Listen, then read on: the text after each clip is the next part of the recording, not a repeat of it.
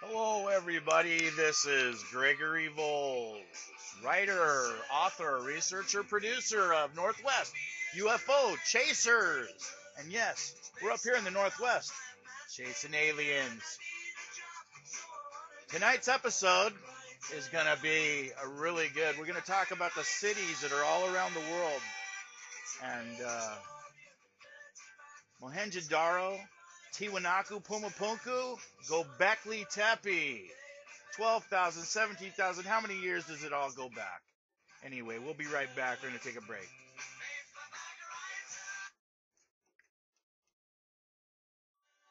All right. Well, thanks for coming back. And tonight is going to be really good, man.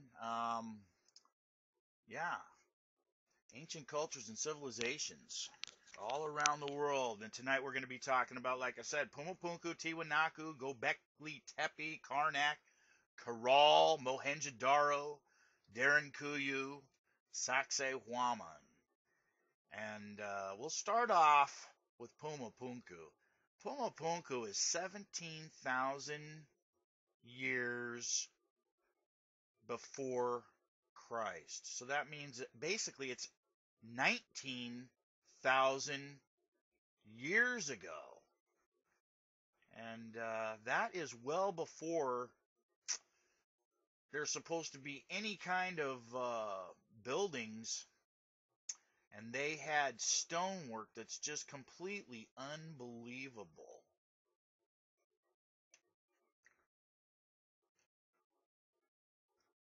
Pumapunku is one of those places that consists of an unwalled western court and a central unwalled esplanade with terraced platforms and mounds that face with megalithic stone and walled eastern courts.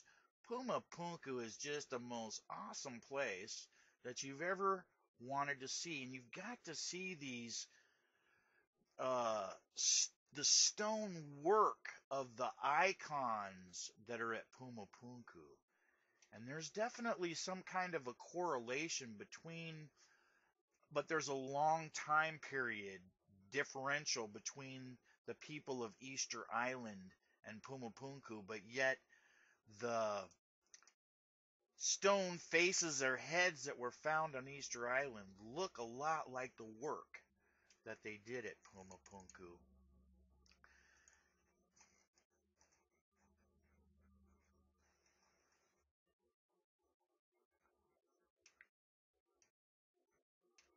The other city that we want to talk about tonight is Tiwanaku, which is basically the surrounding area. Pumapunku is within Tiwanaku, is what I'm basically trying to say, and it's in Bolivia. And there was some type of a cultural civilization that existed thousands of years ago in Tiwanaku and Pumapunku on the very edges of Lake Titicaca. And there is a border line there between Peru and Bolivia, but back in the ancient world, that line didn't really exist. So those people, this leads, uh, like I said, from Tiwanaku, Pumapunku down through, and then let's talk about it, and we'll take it right over to Caral, the ancient city of Caral, which is in Peru, and it's extremely interesting to see the architecture and what Caral looks like as far as these pyramids.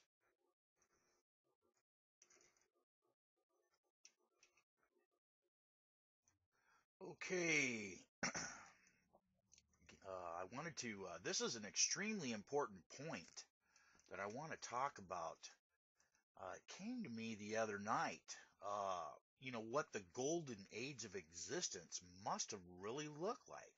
And if you can imagine uh, highly polished, solid granite rock cities that basically, and I know this might sound a little crazy, but they were tapped into a wireless electrical power infrastructure, and that wireless powerful power infrastructure is coming from a hydrogen sulfuric reactor like the Great Pyramid, and maybe that's why they found salt on the walls of the Great Pyramid, and there's a natural undulating aquifer underneath.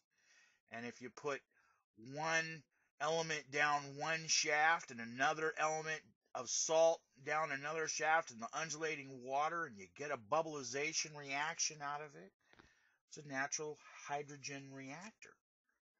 And we just don't know exactly how they tap the power, but we're assuming that it was similar to what Tesla had in mind and the distribution of power.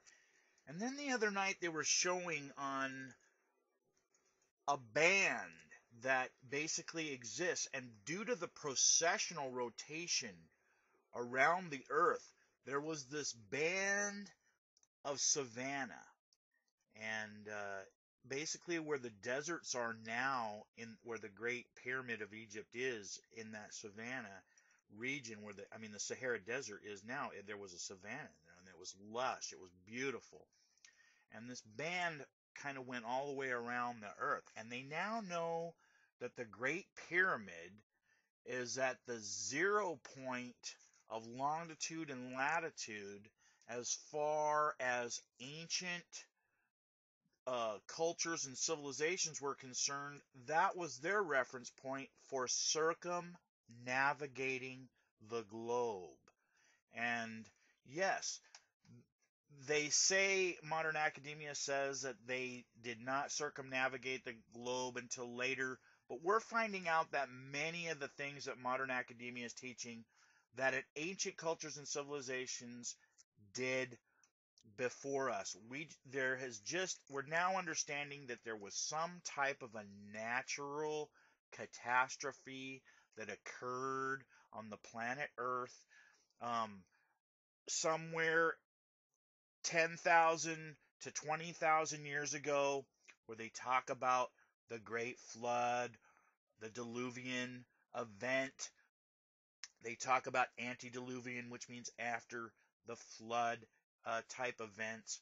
And so anyway, that was an important point, is to kind of understand that we may be a little bit more technically advanced with our computers and stuff, but as far as stonework and megaliths and building, we were nowhere near what these cities, like I said, all around the world, and I've named them previously and I'll name them again. One of the places to go look at definitely is Sacsayhuaman. And when you go to Sacsayhuaman, I mean, it led me to believe and imagine that they were pulling up magma from deep in the bowels of the earth. And they were able to take this magma and it flowed, and they built these rivers, and then they would get it and they would pour it and harness it and shape basically huge rocks. And the material that these rocks are and what they're made out of, can be studied by geologists to determine if this could be a potential possibility. But you have to look at the city of Sacsayhuaman. It's just incredible. And and let's not let's go ahead and talk a little bit about Göbekli Tepe. Göbekli Tepe, what a fantastic looking location. One of the oldest cities that we've uncovered. It's just strange, circular. They look like the Stonehenge, but not weather beaten over time. And of course, they're not 100 or 200 ton blocks, but they are, uh, circular in a way that shows that they were measuring the circumference or the processional rotation of the earth, and understood the circumference of the earth and the radius, and so they were more mathematically advanced than we had ever given them credit for.